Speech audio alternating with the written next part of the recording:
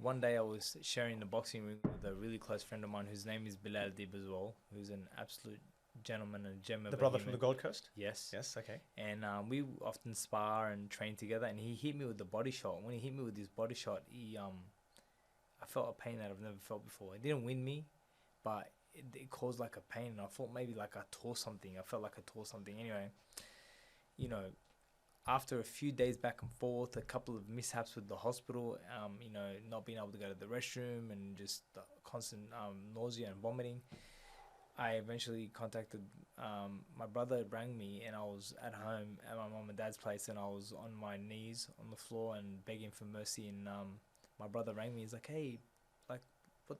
Why am I seeing you in hospital yesterday? What's going on?" I was like, "Bro, I forget that you to help me tonight, because if you don't help me right now, I'm gonna die. I'll be dead by tonight." And he's like, "What are you talking about?" I'm like, "Something's going on in my stomach. Something's growing in my stomach. I can feel it."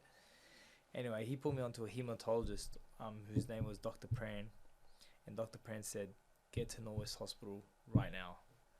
And he's like, "If you're in pain, that means you're in pain." He goes, "I know you can tolerate pain." So Yeah. I went to the hospital. Long story short, doctor came and see me after being sick for endless hours, and then And you were what, vomiting and, yeah, and vomiting and stuff. yeah. And then they said, "Okay, they did a couple of scans, and then they located colon cancer." So I then, had the operation. They removed 9 centimeters of my colon. There was a 7 centimeter tumor around it, but they cut a 9 centimeter diameter out just to make sure that there's nothing around it. They mentioned that I might need to do some chemotherapy, which I wasn't too keen on doing, because Sarah died from chemotherapy, not from cancer. She was in remission when she died. So she died from chemotherapy. So I had I was very reluctant, Yeah. and I didn't want it. And they told me, "Look, it's definitely up to you." And so then I spent a week in the hospital, on a water diet and everything like that. Once I started to feel good after a week, they let me go home. I spent a week at home. And then, so from Friday 2 Fridays later, I was in a complete mess, like a complete mess. And I was at my wife's cousin's house, and they rung the hematologist, and he said, "Look, I was hoping that I didn't have to see you guys till Monday." He goes, "Because we've actually detected that Billy has non-Hodgkin's Burkitt lymphoma cancer.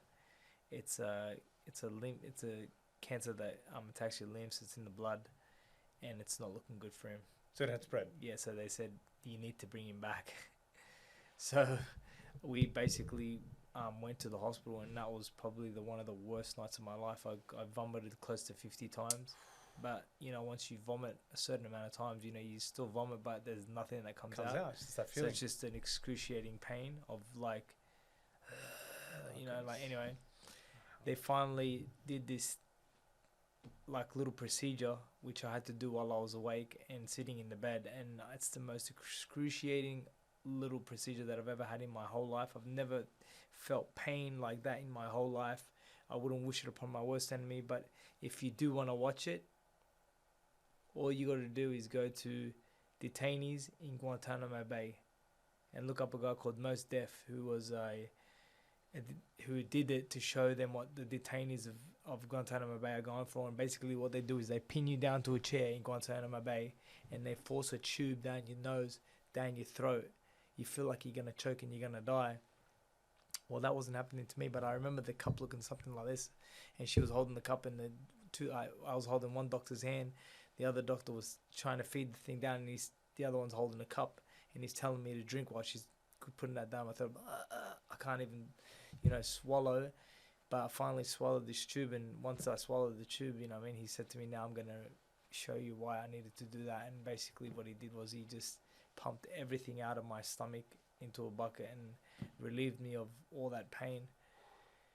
And then I finally, it was like maybe 3 in the morning. He was like, "I'm gonna give you some medication." And I woke up the next morning, and when I woke up, there was somebody who is really dear to my heart. His name is Atel Hakakat, and he's somebody that I owe so much to.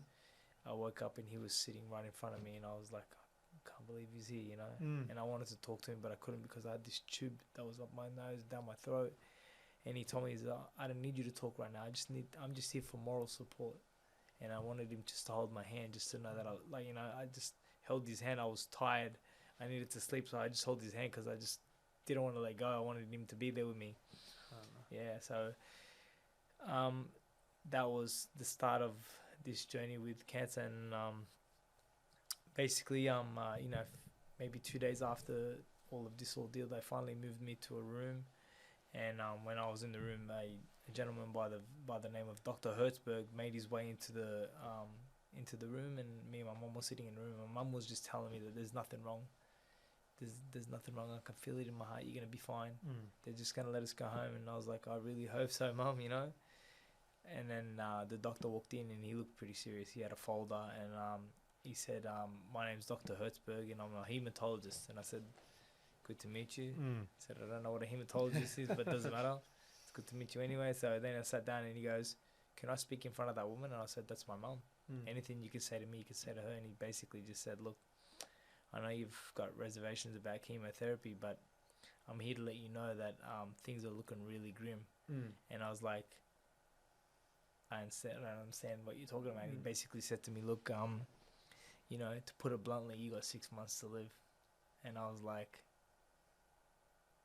I remember exactly what I said. I was like, "Alhamdulillah, thank you for telling me that, but I'm going to tell you something. You're not God and you can't tell me that." And he goes, No, I never said I was God. But what I am telling you is that I'm a hematologist, and this is what I study, and by the bloods, and by the look of you, and by the things that we've seen in your scans, it is not looking good."